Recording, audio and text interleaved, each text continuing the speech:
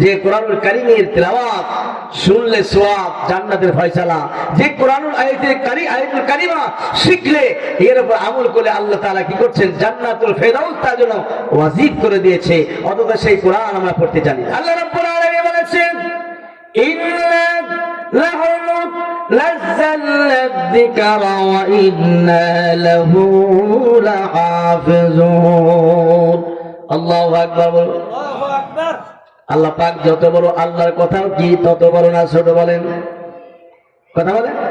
আল্লাহ কোরআনে বলেছেন, ওয়াইদা কুরআন কুরআন ফাসতামিউ লাহু ওয়া আনসিতু লাআল্লাকুম তুরহামুন। কোরআন তিলাওয়াত যেখানে হয় সেখানে মনোযোগ আকৃষ্ট করে তুমি শোনো।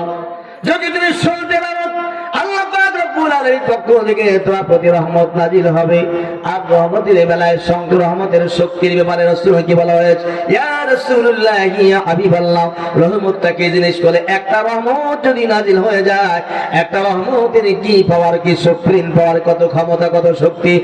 একটা রহমত বলে আল্লাহ রাব্বুল আলামিন দেওয়া অভিশপ্ত জাহান্নাম, সাতটি জাহান্নাম।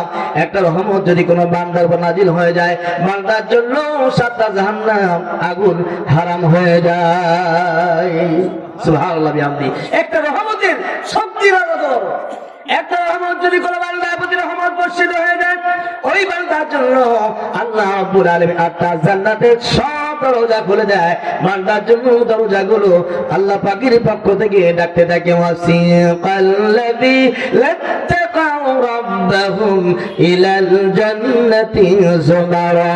কোরআন কি যারা মানবে, কোরআনুল কারীমের তিলাওয়াত শুনবে, এর উপর আমল করবে, আল্লাহ রাব্বুল আলামিন তাদেরকে সম্মানিত ফেরেশতা দ্বারা সম্মানের মাধ্যমে হাঁকাইয়া সেই কোরআনুল কারীম থেকে আজ দাড়ি পেকে যাচ্ছে, চুল পেকে যাচ্ছে, স্কিন সব দুর্বল হয়ে যাচ্ছে, চোখ কানা হয়ে যাচ্ছে, কান বধির হয়ে যাচ্ছে, আস্তে আস্তে স্থির হয়ে যাচ্ছে। অথচ সেই কোরআনের কাছে সে পৌঁছাতে পারলো না। এমন ব্যর্থতা জীবন, এমন নিকৃষ্টতম মানসিকতা নিয়ে আজ মৃত্যুবরণের কোলে আমরা পড়ে যাচ্ছি। বলুন, আপনার জন্য আমার জন্য বিপদ না সুখ? বলে বড় বিপদ।